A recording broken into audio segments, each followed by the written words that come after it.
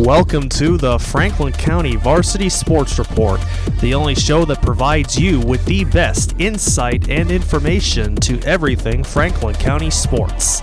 And now here's your host, Bobby C. Hello and welcome to the Franklin County Varsity Sports Report. I'm Bobby C. I want to welcome you here today. Well, folks, it's finally an opportunity for you to be able to meet the two men behind the cameras here on the Franklin County Varsity Sports Report. We got, to this side right here, John Meisner. To this side right here, Philippe Simone. And of course, I'm Bobby C. Want to welcome you here to our show today. Want to let you know that we are going to talk a little bit here about the Turners Falls girls, and then we can talk about these two guys, what's got them into the business, what they love about what they do, and most importantly, what holds in the future for these two guys. We'll find out here today on our show.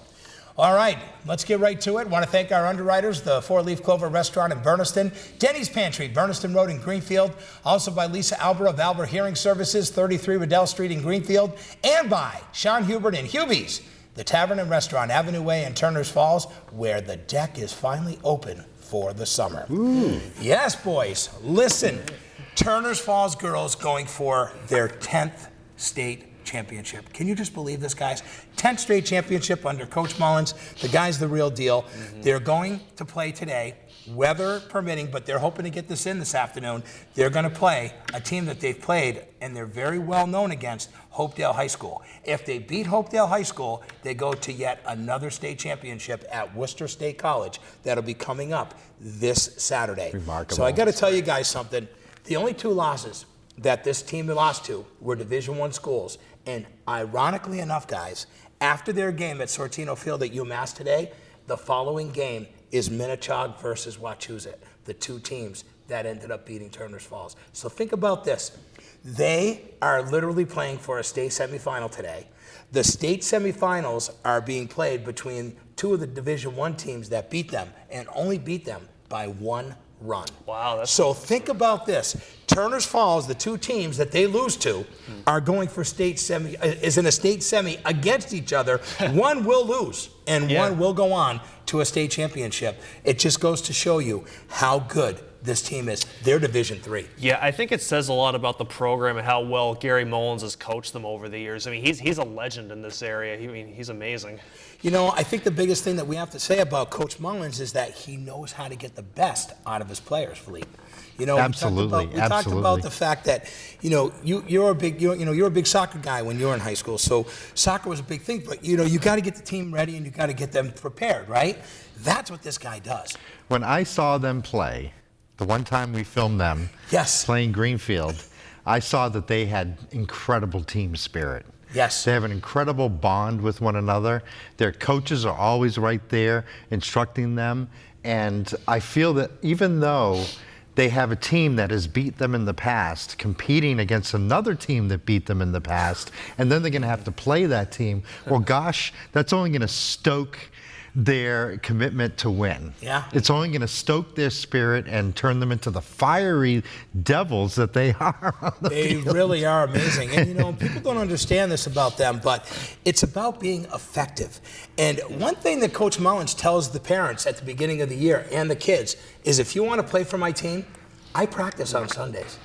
He makes sure that he tells them that Sunday's a practice day because he feels that during the school year, when the kids are playing 3 games a week, there's not enough days for real practice. Do you know what I'm trying to say? When you're playing 3 games in a week, how much time is there really during the week when the kids are in school to really practice? Well, you only got a couple days. That's the type of team it is. That's the type of team it is. It's not the type of team where everybody's playing for fun. Right. I'd like to play for fun. You like to play for fun. Yep. But Turners Falls High School, the Thunder, they are a precursor to what college teams are, which is a precursor to what minor and major league teams are.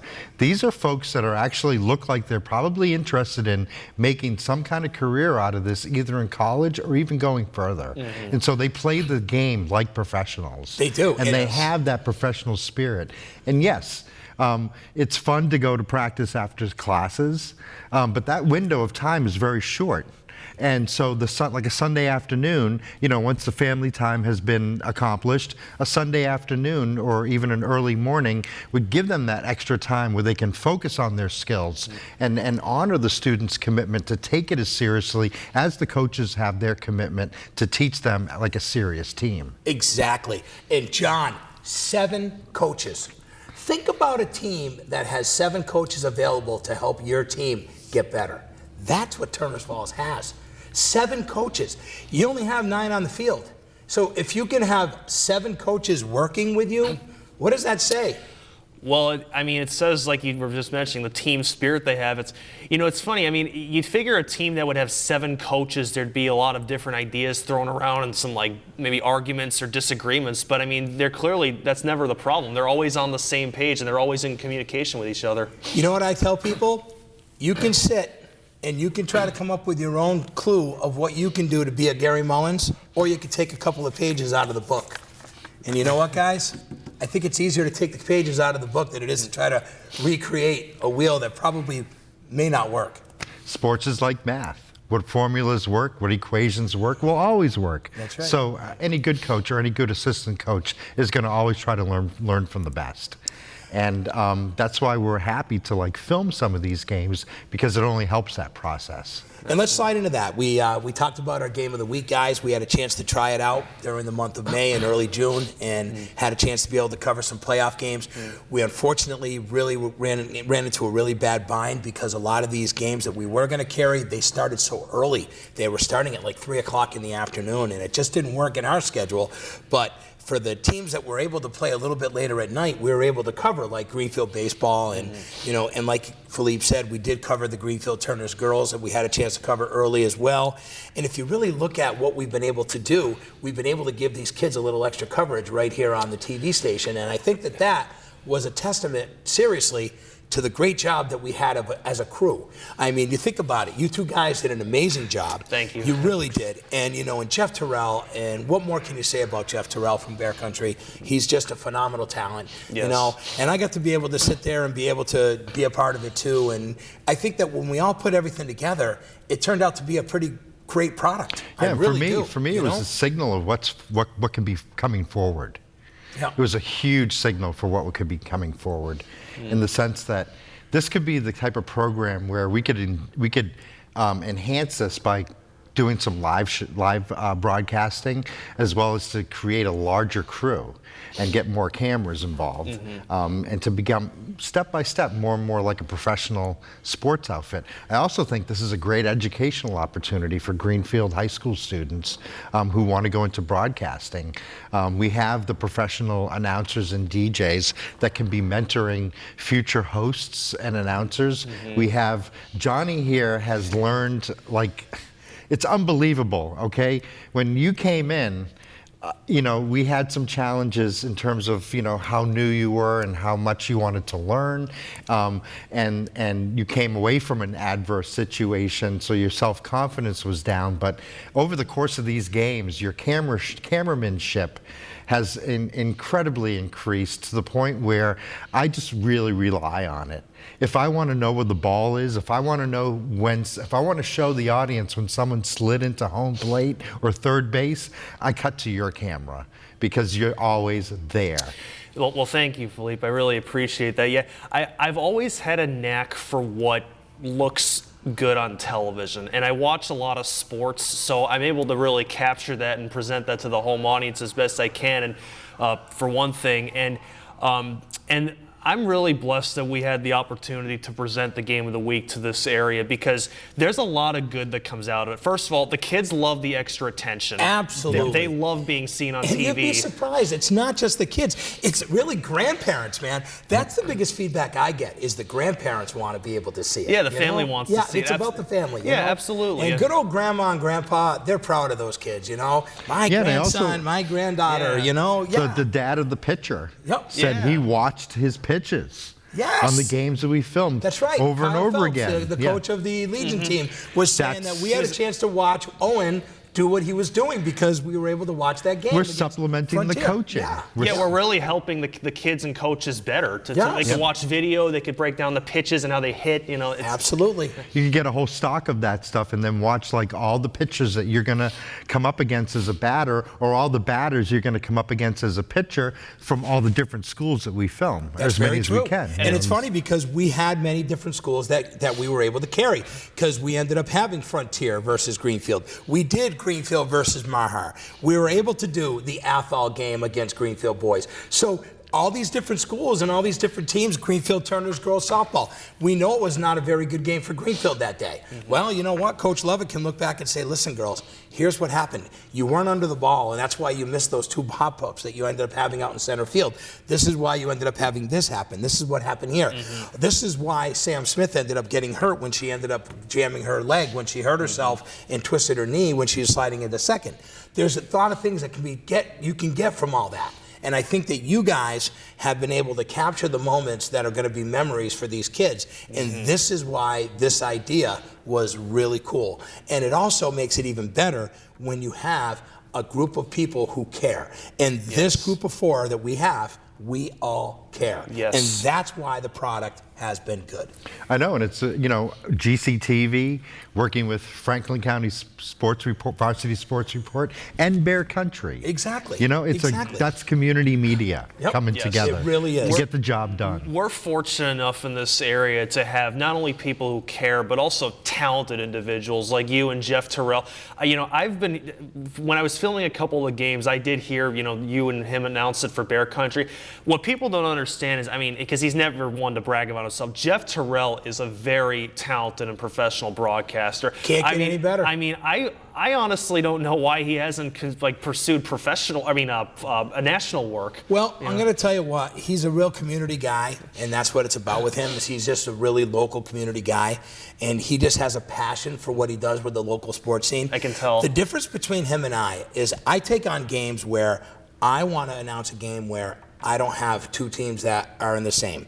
I rather be able to be the color guy in that situation. So that's why I do the color for all these local games. But if we're like in the game that we did with Southwick for boys baseball, I was a homer all the way. And I'll be the first to tell you, I'm a homer play-by-play guy. I am like a Johnny Most of the old Boston Celtics. I like to be a homer, okay? Because it brings out what I want to do for that group of kids.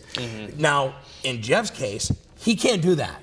When we're doing a Franklin County whole school format, you have to be able to be really right in there and committed, But one thing I can say about him, he's professional, he takes it serious, he does his homework, and the most important thing of the whole thing, he loves the kids. And that is why Jeff Terrell is a great announcer. Yeah, and it comes across so genuinely on the air, too. He really cares about the kids and being able to cover them.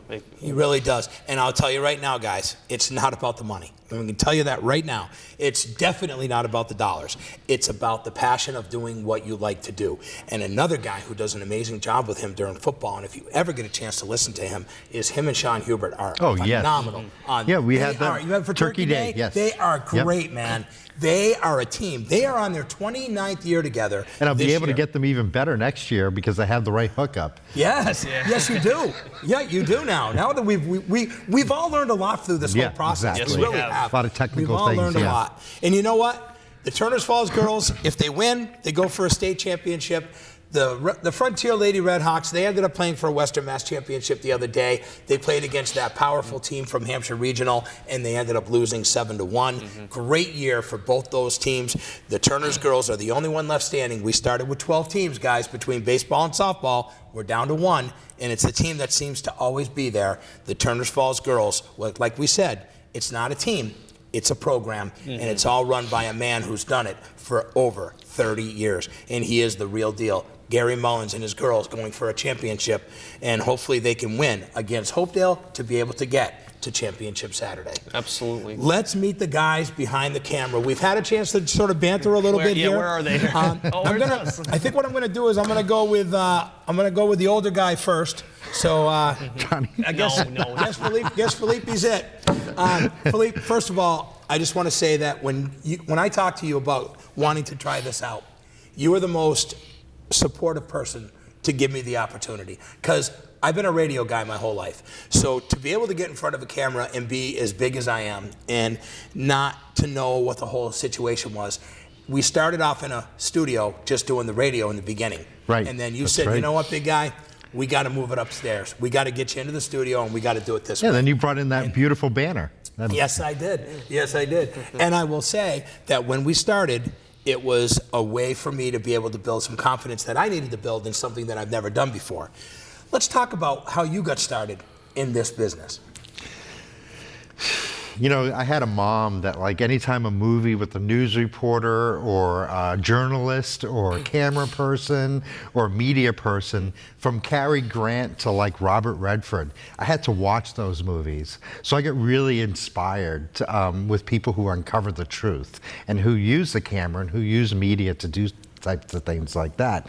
I did some radio as a kid when I was a volunteer at the Children's Museum, just enough to know that that would be a fun thing to do. And you have a good voice for that. Thank you. You really do. I went to, in Salem State College, I started doing radio programs as a volunteer in the college radio station.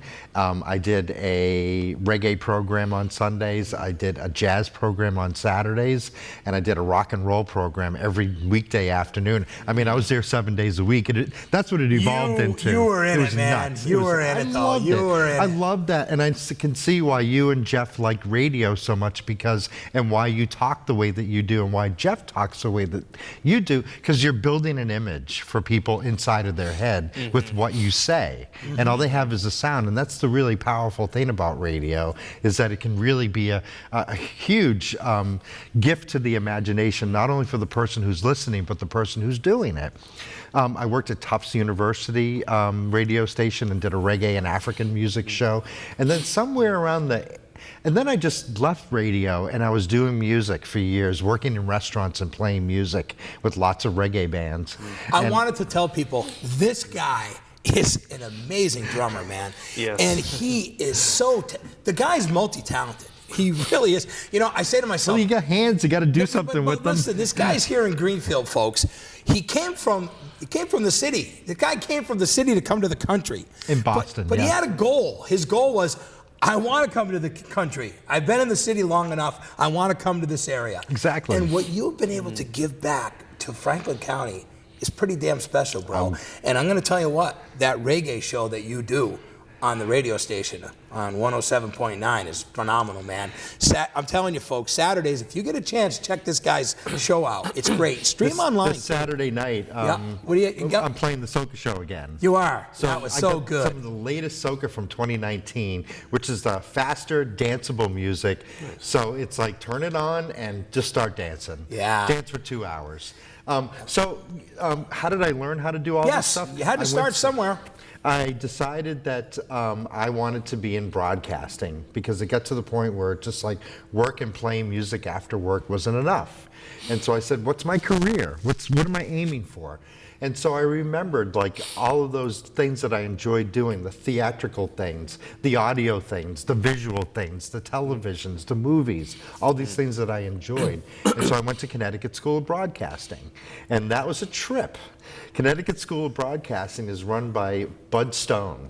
And Bud Stone was the guy who like moved to California in his automobile with a suitcase of clothes in the trunk, and then started his radio career like that.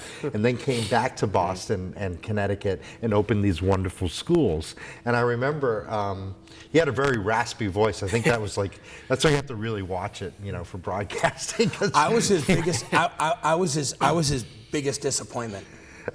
I told everybody, I heard 3 students come up and told me back when I was a teenager, here's what they do at Connecticut School of Broadcasting. And I'm like, I've been an internship at WHAI, and I've already learned 3/4 of what you just told me that you've already done in a free internship. And he wants $9,000 for me to jump over to Connecticut to Farmington. I think I'm all set, hey. Yeah. So I was like the worst guy for this guy, because I was lucky though. See, I admit that. I got the internship, but I did what you did. I wanted to be at that station 7 days a week. I wanted to learn. So I said, I'm gonna be there. I'm gonna make this commitment. If I get a chance to be, if I get a key to be able to be an intern in this building, I'm going to use it. The thing I got the most out of Connecticut School of Broadcasting was the voice training. And you have a great voice. Repetitive voice training. Yes. And you hear everybody. And the guy who was ahead of me, my classmate, he's the guy, I think he went to work for Moviefone, because you call up Moviefone and you hear that voice, and that is that guy. Yeah. The 1970s and 1960s DJs. Hey, but Bud Stone, he used to do that American Bandstand show. And Marty, my classmate, was on that that's right. when he was a kid. So it's like everybody knew each other in a lot of ways. And I think I really do. I agree with you. I think Connecticut School of Broadcasting was good because it gave me that certificate that said Philippe can do this. Yes. And then I had all those guys coming in there. Bud Stone, kid, you got great pipes. Yeah. You know, keep it up. You know, that's the way to do it. You know, and now that reinforcement does so much. It's funny though. It's so funny how the world's changed though. Back in the 60s, 70s, and 80s, it was about the pipes. 90s to today, it's about personality. Yeah. Because you know why? You're competing with technology now. Right. So if you're going to listen to a radio station, or if you're going to tune into a program, you want the reason why you're tuning in. And 90% of it is because of the entertainment value. It's not about the voice that used to be the big part of those days. It was a big It's also the I knowledge. would have failed miserably back in those days. It's also the knowledge. Yep. Too, like, are you a worldly type of person? And what do you want to do with the media? Yep. And so when I moved up here, I lived in Manhattan from 94 to 2001. I graduated from broadcasting school, and then I was going to go to New York and like get a job in, I don't know, NBC or somewhere, start like in an alley somewhere. NBC Nightly News. Some guys like alley radio station and work my way up. But I wound up getting hired by this Japanese company. They said they saw my articulation skills and they saw my worldliness, and they said we could probably use a salesperson that speaks English. And so instead of like going into that very low-paying field, I went right into a very high-paying field. Yep. And that was a very successful and good experience in New York. And you know why? Because you had the three elements. You were in one of the biggest markets in the country. Number two, you were in sales. Opportunity to make some extra dough. And this is what people don't know, Bobby, is that just because you went to broadcasting school doesn't mean that or communications college doesn't mean that you're destined for entertainment. Absolutely. That may mean that you're better at sales or at marketing or public relations. That's right. Because the one thing that Mr. Stone, I got to give him credit for, it wasn't just about the broadcasting part. He taught you guys everything. He gave you guys a chance to be able to do production, learn how to read, to learn how to read commercials. He also taught you guys how to be able to splice on your reel-to-reels back in those days. So he gave you all that. Now you know what you do? You go onto a computer today.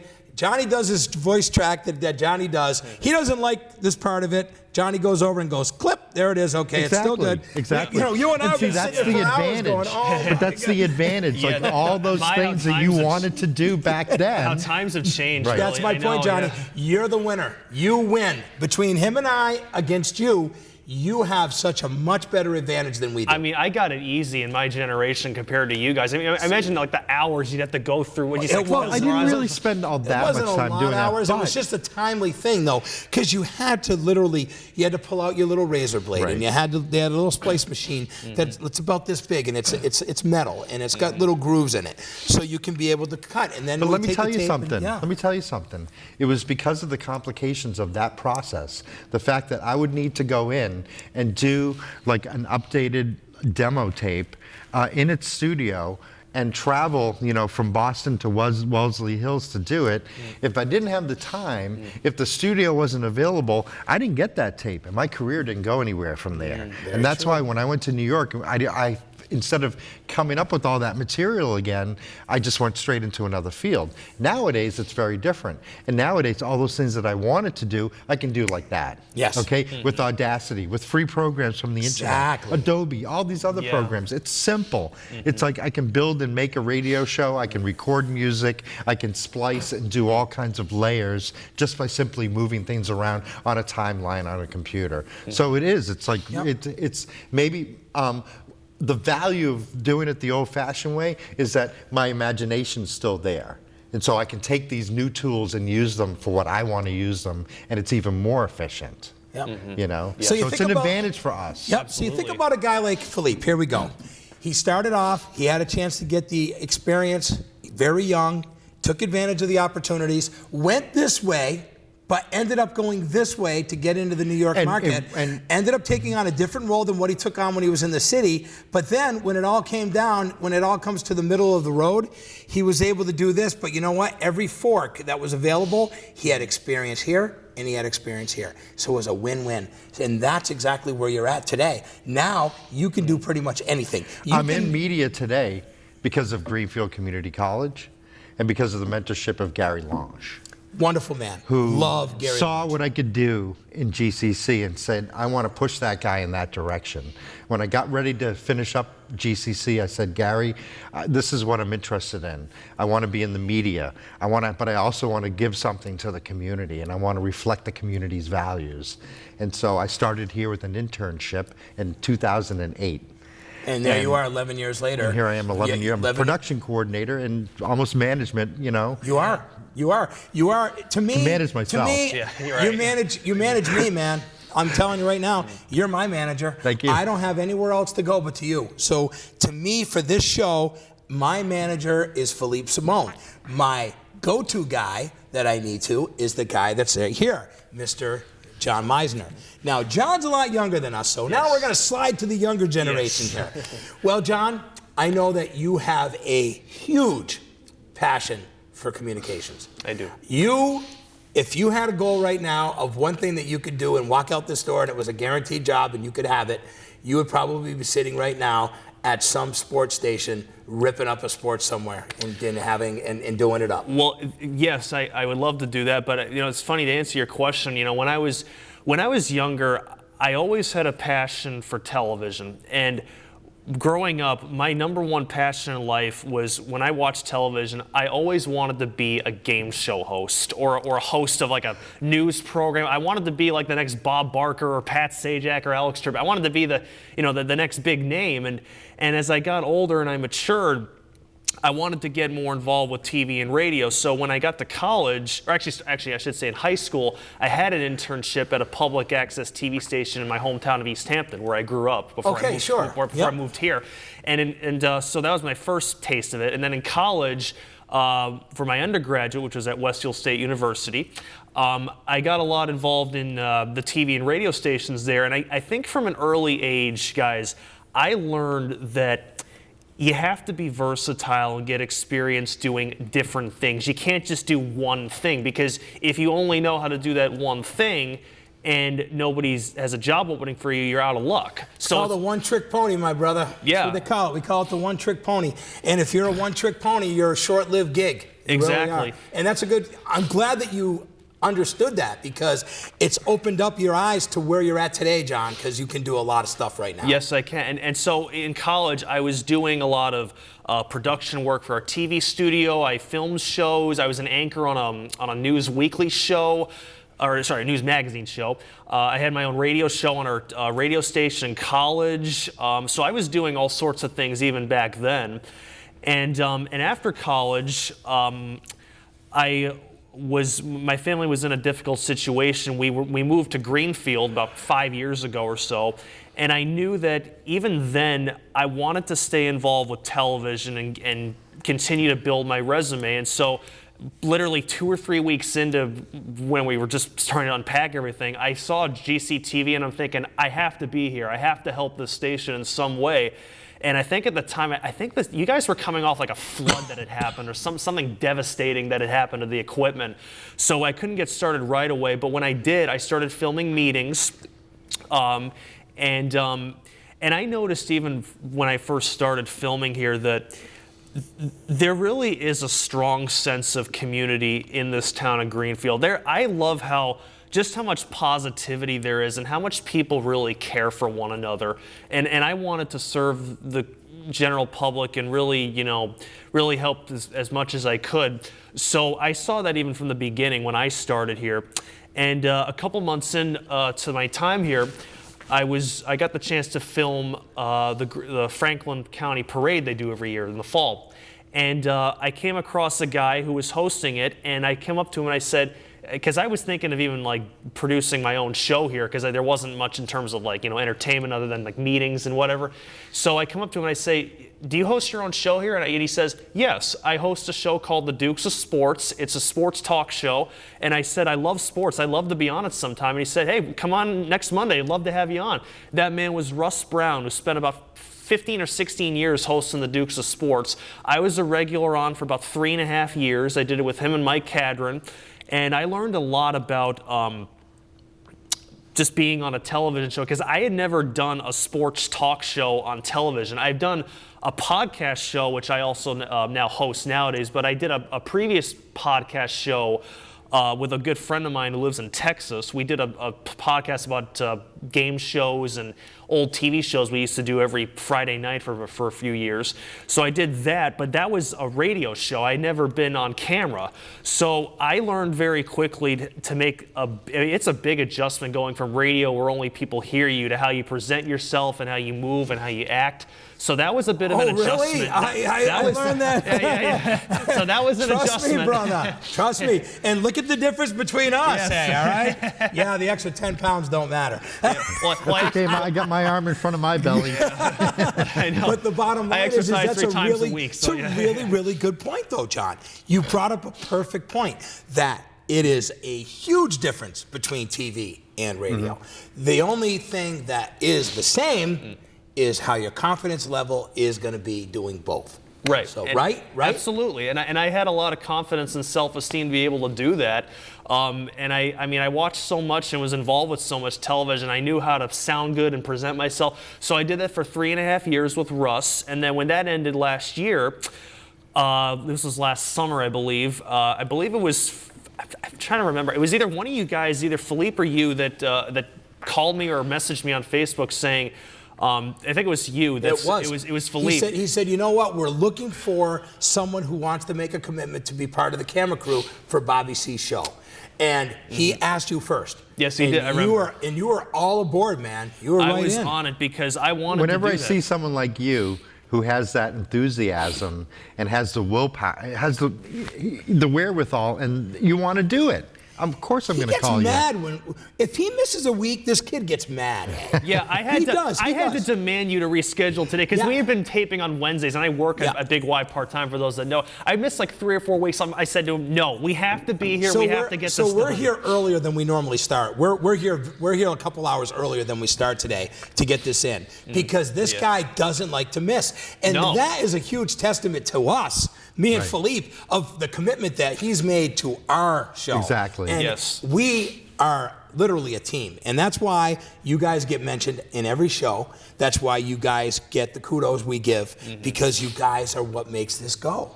And what's great about it, too. And we're a good damn team. We really are. We work well together. Yeah, we're like brothers and sisters. We have arguments just like any other family does. But you know what? When it comes down to it, at the end of the day, we all care.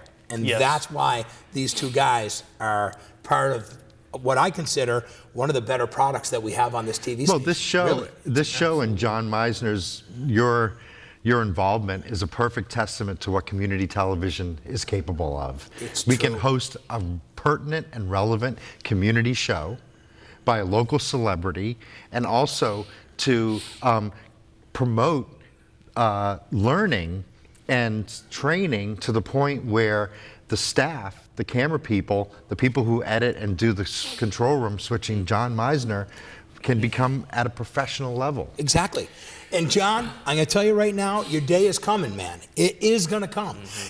The problem is that we all realize how much media has changed. And unfortunately, John, you're in a better technology world of learning the basics of stuff. But you're really, unfortunately, in the radio world, it's changed so much. I've noticed it really has, John. And now it's the voice tracking now. It's the way that they don't have to be there live 24/7. Everything's pre-recorded. It's all different now, John. So what does that mean? That means that you need less bodies to be able to do those programs. Yeah, that discourages me sometimes. I mean, technology it's taken over the world. I mean, it's like, you know, you hear about people losing their jobs because of robots basically, and and that definitely applies to radio. And you have to look at what's behind the drive to automate everything, where instead of having live, and that a lot of that has to do with profits and greed. It's all about profits. You have these little local radio stations that are tied into a huge network. You think they have the freedom to just decide whatever they want to program? No, they don't program what they're told to program. They get shut down. This is why. Really this is why you start. Bear Country and WHAI. I'm going to give you an example of these two stations. They're owned by a big company. Okay, they're big, but you know what they have? They have a national music director. They have what they call their district and their group program directors. Then they have what they call their regular program directors that are in the studio. Now, let me tell you something. It's a lot different now than what it was years ago. Years ago, the music director would normally be a DJ that would be in the station. Right. And he would be the DJ plus music director. Then the other guy would be the morning man and the program director, which is like Nick Danger. Nick Danger, for an example, we'll use him, because you both know Nick. Nick is the morning man on HAI, and he also is the program director for both HAI and Bear Country, okay? And the morning guy, Kevin Collins on Bear, he is the music director for Bear, but only in a small capacity, because the national music director makes a decision on what those two stations play. Right. And the advantage of that is that, okay, we do tie into the national psyche. Right. It keeps people from becoming too principalitized and too localized. However, you sacrifice so much creativity and imagination, because nobody really gets to make a show unless it's a specialty show like what you do. See, Flashback is totally lucky for me, because Flashback, but here's the thing, guys. I think I deserve to have what I have at Flashback, because I started in '97. When you do something for 22 years, don't you think that you should be rewarded to be able to have the trust from this company? Trust me. Right, and they trust me, you're guys. fortunate. They trust me. You're fortunate, but not everybody is. No, I'm because not. They can't get into those stations. No, they can't. That's why we have WMCB That's here at very GCTV's true. And it can non-commercial be, radio and because station. it's You can make any show you want. And because it's streamed, you can be able to stream your show across the world to all your friends, family, and new audiences anytime you want through GCTV. And you're doing it with your podcast. Let's talk about Johnny's podcast. Let's talk about that for a minute. Go ahead. So over the last couple of years after I finished college, I was looking into broadcasting opportunities besides GCTV, and I came across on, I believe it was Indeed, the job of podcast host, and I thought that'd be perfect, because like I mentioned earlier, I was on a podcast with one of my best friends in college. So I looked into it, and it was for a radio network called Exquisite Podcast Radio Network. It's nice because they allowed me to give me the opportunity to not only talk about what I love, which is sports and entertainment, but it's also given me a lot of sales and advertising experience, which I know you have a lot of, and I've gained a lot of experience in that sort of thing too. So think about it this way, folks. Like, my drive and determination has given me television production experience, radio experience, sales experience. That's three different things, which are production experience by running cameras. Running cameras, editing. Editing, yeah. You're not done, bud. There's a lot of things I do here, folks. Just not just for this show, but in general. I edit the show, I produce it afterwards. We always have a good time every week. But this guy is the most awesome, most relaxed, and entertaining individual I think I've probably ever met. You have so much positive energy, man. That's one thing I love about the station. I love the positivity here. Well, this is for the kids. This is what we do this for. We do this for the kids, When you get out there and you talk about the achievements of these kids, it's for them, But it's also in a way to be able to hopefully make them better people, just like you are, John. You're a great man, dude. People respect you. This guy, when he's out there over at Big Y and he bags your groceries, you're like, this kid's awesome, man. Or you see him pushing the cart saying, he's like, you need a cart? That's the kind of guy John is. Yes, I love to help people. He does. Really do. He really, truthfully does. But this guy over here, too, he is a really, really good guy, too. And I'll tell you what. I don't like getting him mad, because when he gets mad, he gets a little testy on me. But I'll tell you what, though. I know why he's doing it. He's doing it because it's in the best interest of what we're trying to do. At the time, it might be a little flustering, but in the end, it's about the end result. And that's the one thing you got to respect about someone like you, Philippe. Is that we're older guys too.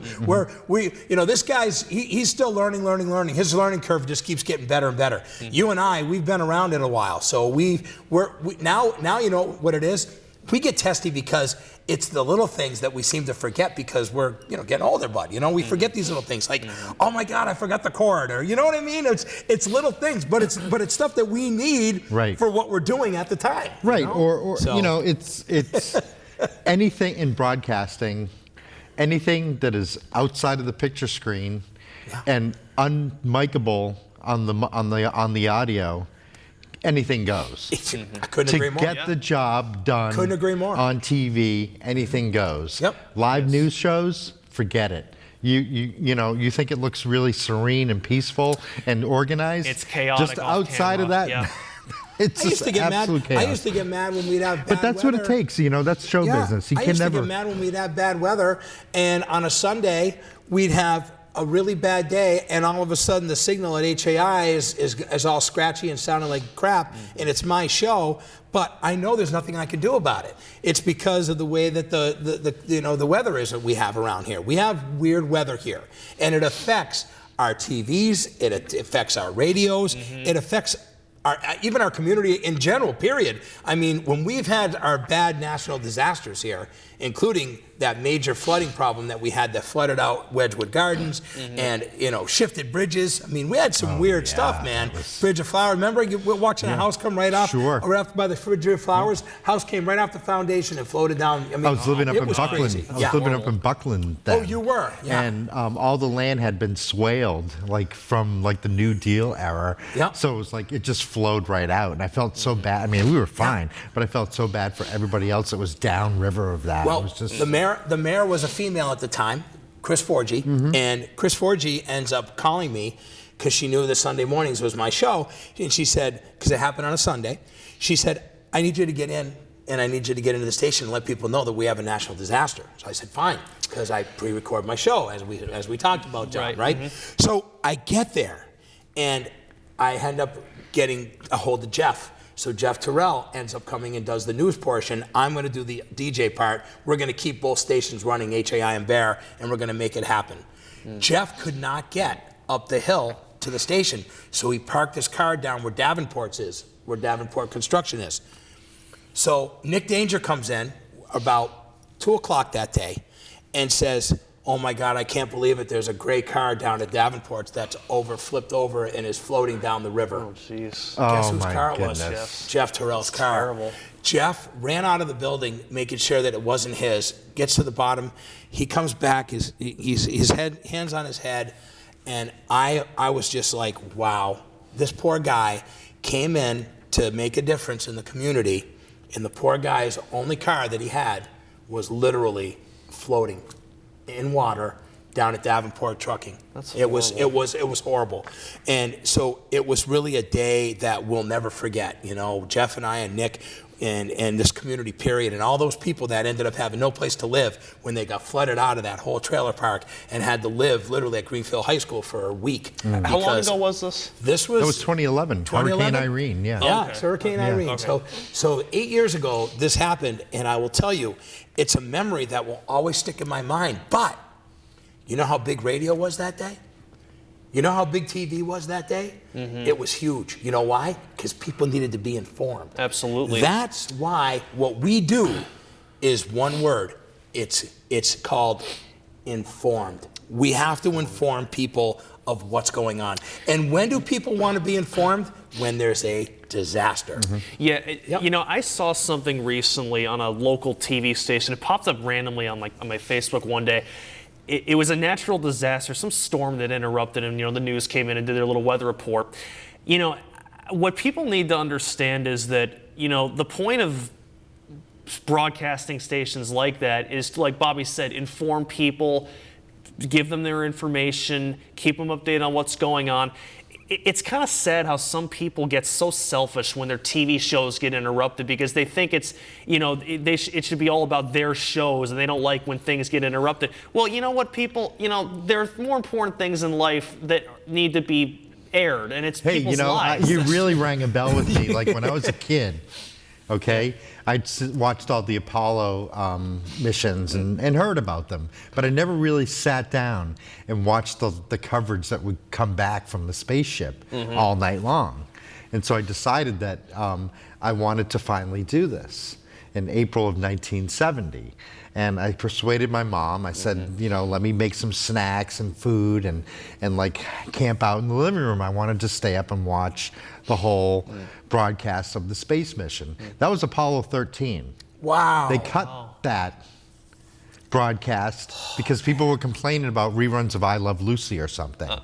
And so for me, it was a real heartbreaker because I'd finally set the time aside and gotten the permission to do this. And so just think about 9/11. Okay. I know all about that. I was a block from the World Trade Center and had to, be evacuated from the building that I was in. Yeah, my brother worked in that building for Dean Witter Company as a New Yorker, as someone living in Manhattan, we had one station because that tower had all those antennas on it. We had one station that was New York 1, I believe, and that was coming in from New Jersey. New York 1 was all the information we were getting. Yeah. That's the stuff that we were getting. Yeah. We were getting feeds from New York 1. People find out how important it is to get information from television when there's no tower. I'll tell you. Well, let me tell you, I worked on the radio that morning. I had to go on at 10 o'clock. I'm getting my coffee at Dunkin' Donuts on the trail, and it was the worst morning I've ever had in my life. And I'm going to tell you something. My brother was in the city, and I was so freaked out because my brother worked in the Twin Towers.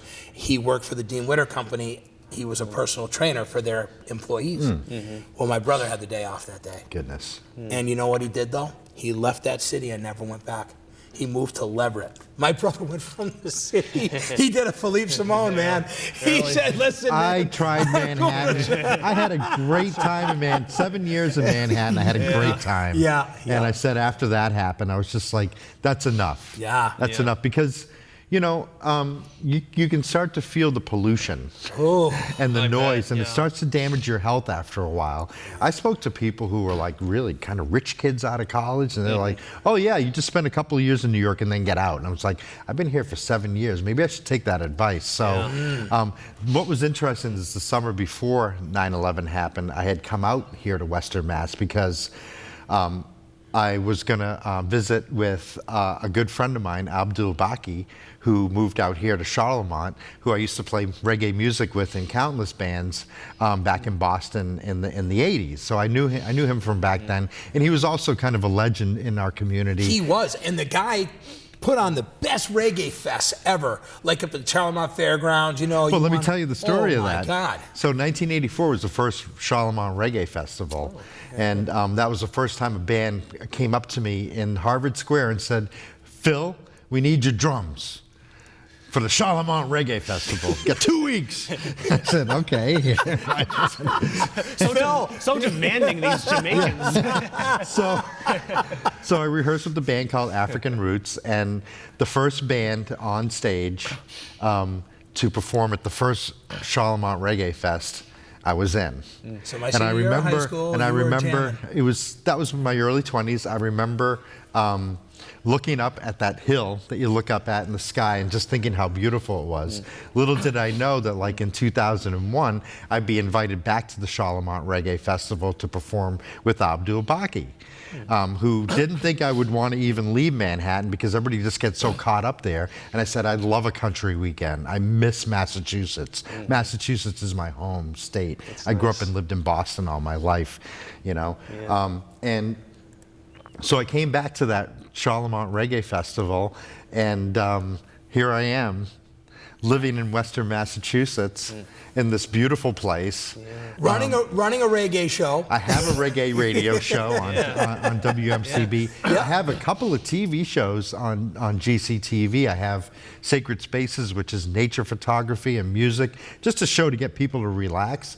And then I came up with a new show called Film Noir du Jour, which with my co-host Sarah Ahern, we talk about old murder mystery movies. I know, that's your new and baby. I'm that thinking you got of now. the next one that I'm going. We already put out one about with DOA, the film with Edmund O'Brien, and I've got a really big surprise, an early Humphrey Bogart film about some really intense stuff for the next one. Yeah. Now I'm going to bring up two things for each one of you guys.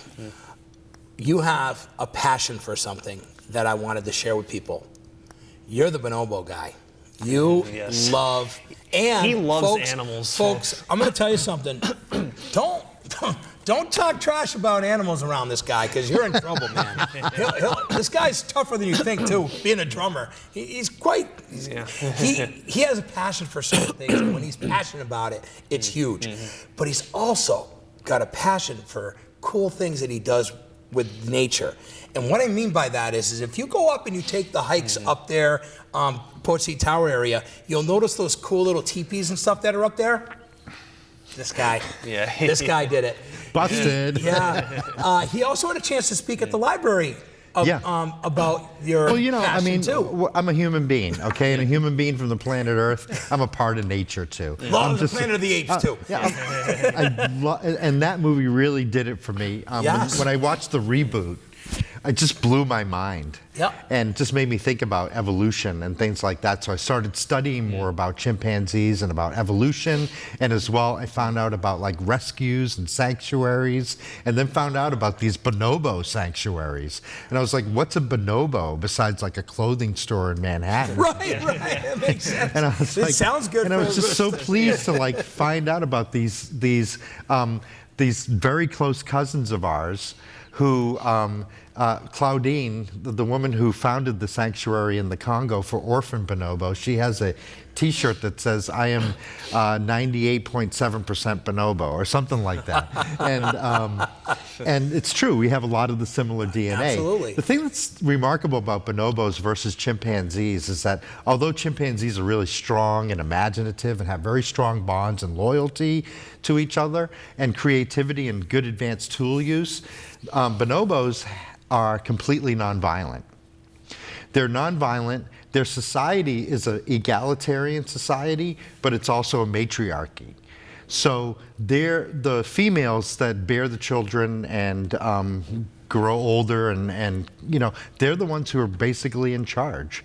And the males pretty much know their places. And they don't mind being there because they just have so much fun jumping around from tree to tree, swinging, doing whatever they want, engaging in whatever kinds of sexual activities they want, and for any time they want to, and eating the fruit off the land. They're happy, man. They're very happy. And you have made that as something that you have a passion for.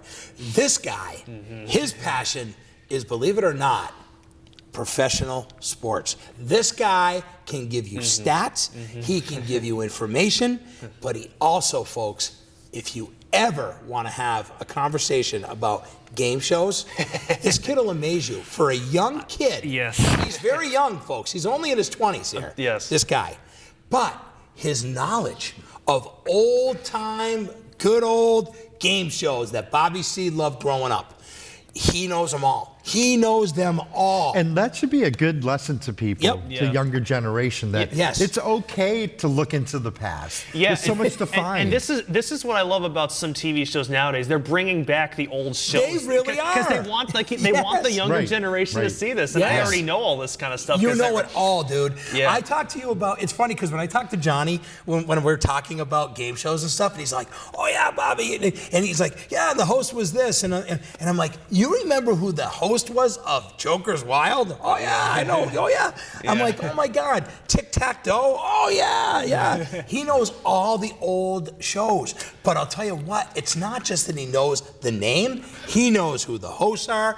He knows who the people that won the most money are. The air dates and all that. He does. This guy's incredible, That's great. man. Wow. Really, well, that's the thing. It's like the movies that I know the most about, that I've studied a lot, were made long before I was born. But you really look at it. It's just about what you're interested in. You guys are an interesting group of guys, man. You really are. I mean, I look at what you guys do here for me, but also what you guys do in your own life and what your passions are. And they're all pretty cool. You guys have pretty cool lives, man. Yeah, we love talking about things we're interested in. So do you, obviously. Absolutely. Absolutely. And now it's a new Bobby's World now that's been added into the Bobby's mix. Yeah, I can't wait to read that on a regular basis. Sounds like a new cartoon on Saturday mornings. Of course, Howie Mandel, sorry, brother. Howie's invincible. Yeah, it's funny, talk about broadcasting. It's really run in my family as well as kind of Philippe, because my great aunt, I think it's my second cousin, whatever, on my mom's side of the family, her cousin, she worked at NBC in New York going back to the 70s and 80s. And my aunt on my mom's side, her sister, she worked in, I think in Manhattan or Florida doing public relations and journalism. And I'm assuming I might have got it from them or really just developed on my own. So it's always kind of run in my family in a way. I think what it comes down to is we find something that interests us. 90% of the people who find something that they're interested in, they don't pursue it to a full capacity. I think that we have. All three of us guys have done that with what our passions are. It's just really important for people to have hobbies and to have interests. Yeah, of course. When I was doing some news stories around the rehabilitation process at the jail, Chris Donnellan, like one of the first things they look for in changing people's lives is making sure that they've also got some hobbies and some interests and things to keep their imagination and their mind active, when they have nothing to do. It's a really good way of staying out of trouble is to have something really enjoyable to do. I couldn't agree more with you. I couldn't agree more. Yeah. And the thing that's so enjoyable about doing this and working with you, Bobby, is that you brought so much life to this station. You really have. You brought the game of the week. You brought the varsity count. It's too long of a title. Just read it right here. Franklin County Varsity Sports Report. The Franklin County Varsity Sports Report. You brought that here. Yes. But you also brought the youth of this area here, and you share their concerns, and you also pour out this affirmation and confidence building for these young people who. We live in a society that is a little bit different than when we were kids, and it does beat them up quite a bit. It does. And so I appreciate what you do for them. Thank you. And I really think that these kids have a lot more responsibility than we ever had as kids, guys. I mean, come on, especially me and you. I mean, you look at what the kids have for pressure today compared to when we were kids. Philippe, it's night and day, man. Yeah. They're on a 180 plan compared to us. Right. Maybe not as bad with him because he's been a part of that group. Because he's so young still? Yeah, I was part of I saw the transition from old to new. I mean, I grew up in the 90s, so I was the last old generation. It was just starting to begin. It was just starting. Right, I saw that, yeah. Yeah, and where him and I, we lived it though. We lived it, and it was a different world. I mean, we didn't have cell phones. We didn't have, everything was a rotary dial, phone. You went out and you met people in the street. Yeah. You rode your bikes with your friends, and you went and hung out, and you ended up going, everything was done with a group of people. It was, when you watch old reruns of what you saw from Fat Albert, okay? Yeah. Where everybody was the group together, or Josie and the Pussycat, and all the, let's Good Times. Scooby, Scooby-Doo. All those, right? Scooby-Doo. Yeah, but you noticed everybody had a group with them all the time. Yeah. That was our world. Yeah. Now, you know what? You can grab your Everybody's gaming. isolated. You can grab your gaming now. You don't need all your friends. You could do it where, I can still play with you, but you're at your house, John, and I'm at my house, and we can still game against each other. That's how much the world's changed. It's become so antisocial. It's just ridiculous. Exactly. And I feel like this generation compared to when you guys growing up, everyone's so much more sensitive. Everyone worries about every little thing, and it's you dissect and analyze and everything. And I think under a microscope. And that's why the biggest complainers about the sensitivity in our country right now is people like him and I, because we consider it as being a wimp, or we've we're dumbing down our kids. No, we're not dumbing down. Because I'm going to tell you right now, kids today are pretty darn intelligent. So there's no dumbing down. When I hear that word, when I hear dumbing down, that's a bad saying. Because you know what? Kids today are really smart. Yeah, I mean, they're access. They're very, very educated. Kids have more access to information and technology at their fingertips. The problem is the competition for jobs is the hard part. It's not about being dumbed down, because that's crap to me. I think it's total crap.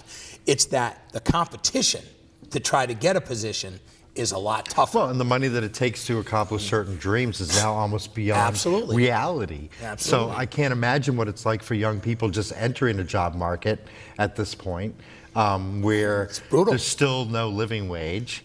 And if somebody wants to have a family, well, they're going to have the kind of college education and get the kind of job that, number one, costs them a ton of money to get, number one. Number two, probably rips the living daylights out of the environment on a daily basis. What we're doing as a species is going the wrong way.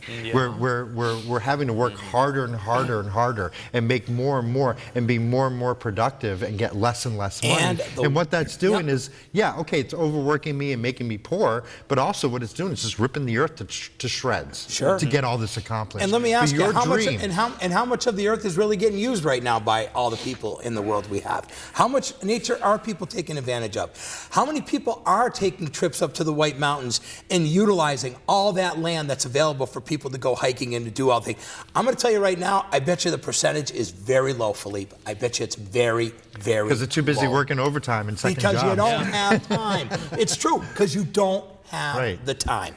So here, as we start winding things down, guys, here's what I wanted to tell you both. You're a wonderful asset to this show. You're a wonderful asset to our community. And you know what? You both have really great self-confidence in yourselves to make yourselves where you're at today. And if everybody did that, we would have the most unbelievable place to be, because everybody would be what? Helping everybody. And this is what we've done. You guys have helped me. I've tried to help you. I've tried to help you in many ways. We've become friends. We even help each other on friendship ways. You know, it's funny, because I tell these guys, hey, after our game of the week, man, Village Pizza, and they're like, okay, because you know what? They work, they did the job. It's called appreciation, and that's what I appreciate is what you guys give. And at the end of the day, it's a win-win-win. Absolutely. For you, for me, and for you. And you guys have definitely done that with this show and with what you've been able to do and the other things that you guys do. One last thing I want to say before we wrap it up is you were talking about the fact that we need to start mentoring younger kids. Well, when the Turners Falls girls finally end up getting done with softball this week, Allie Murphy, the catcher, is going to be coming in to learn some camera work and trying to be able to learn some stuff from us. And you know what? She got it from us guys being around. So I want you guys to know that we made a difference in getting her in here as an intern.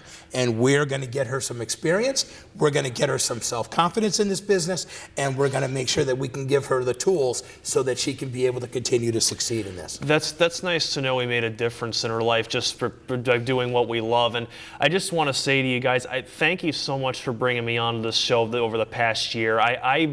I mean, it's nice to know that this kind of thing exists and that I can be a part of, really the next generation to help, teach the things that I've learned here and really make a difference in other people's lives. And I wouldn't have done that had it not been for you guys and had it not been through my commitment. So well, what you've done and what you've achieved and what you've learned in this 1 year, Johnny, he'll be able to tell you, because he's got a lot more experience in this than I do with the camera stuff. You've really taken it, and you've done it well. I've taken it and run with it. Yes, really. And and it's wonderful. And this guy right here, I'll tell you right now, he gets it done, man. Yeah, it can be a little testy at times, but I'm going to tell you right now, I want this guy on my show, man. I want this guy on my team. No, I do, because you know why? He cares. This guy right here, I love this guy. And I'm so glad that we've built our relationship, because he truly is a really great asset to our community, but a damn good asset to GCTV. Yeah, well, thank you very much, because I'm serious, man. And just to send it right back to both of you, your work, your excelling at camera, your dedication to the show, the ideas, the performance, the hosting, and the new show ideas that you're bringing are finally doing something that I wanted to have happen at GCTV a long time ago. Good. We're being put on the map in people's lives in this community, basically for one of the first times that I've witnessed. We've done a lot of things to reach into different segments of the community, but I feel like we're really hitting the meat of the community right now. The parents and their children, the schools, and all those things surrounding that as really big concern in the community. And I want to thank you for bringing that Well, in. listen, man, you know what's the most beautiful thing is when I get a kid who says, hey, is Bear Country and GCTV coming today? That is just the best, man. I love hearing that at the game, too. They remembered our name. Yes. And now Johnny and you guys have these cool GCTV T-shirts, and of course this is a great time during this time of year to wear those. But you know what we need to do? And I'm going to make sure I get this done for you guys as a little present for you for the fall. I think what we need to do is we need to get one for all of us. I'd like to get a crew of GCTV be able to have our own fleeces, and that way we can have fleeces that we can wear, and that way we can still continue to show ourselves off, and that'll be something that I will invest in for you guys, so that way we can add more to what we're doing. Great. So everyone, thank you so much for tuning in. John Meisner and Philippe Simone, two guys who have got it done around here. You had a chance to meet the guys that I talked about. You had a chance to hear about these Turners Falls girls going for yet a semifinal game today against Hopedale. They win. They go for another state championship. How about number 10? 10 state championships under Gary Mullins. That is just incredible. And also, I want to thank our underwriters. Thank you to our great underwriters. They have been with us the whole time. We got Lisa Albert Hearing Services. We got Sean Hubert from Hubie's, the Tavern and Restaurant over on Avenue A in Turners Falls. We got Mark and Linda Snow from the Four Leaf Clover. And we also have our friend Aaron over at Denny's Pantry. They have been with us the whole time. And the commitment that they've made to the show is because they care about these kids too. Those people got to start sponsoring my podcast. I keep reaching out to them. They're ignoring me. Come on. Well, listen. Hubie said he wanted to, but he's not in a position where he can. Well, you never know what'll happen, brother. But listen, let's continue to keep having fun. Let's continue to keep doing what we're doing. And folks, this is why this show gets aired each and every week. It's John Meisner and Philippe Simone. These two guys right here are getting it done. And I couldn't be more blessed than to be able to have them be part of our crew. So until we meet again next week, oh my goodness, an interview with Ryan Campbell and Hunter Campbell, my two nephews. Fantastic. I've been talking about them, their talents, their greatness as kids. Well, they're going to sit here next to me on the round table, and we'll get a chance to shoot the breeze with them. Johnny has a special mission next week, so he's not going to be with us. So he's got a special mission. I'll be going to Atlantic City with my family next week, so I won't be here for that. But I got to be careful how much money I gamble. I don't want to. I don't want to have to ask for people to give it back to me on Win John Miser's money or something. We're gonna start a new game show. New game show here on Win John's money. All right. Well, listen. Until we meet again, you guys have a great week, everyone. We'll see you next week. Thank you. Take care, everybody. Thanks for watching the Franklin County Varsity Sports Report on GCTV. Catch a game and be sure to join us next time for more sports and fun.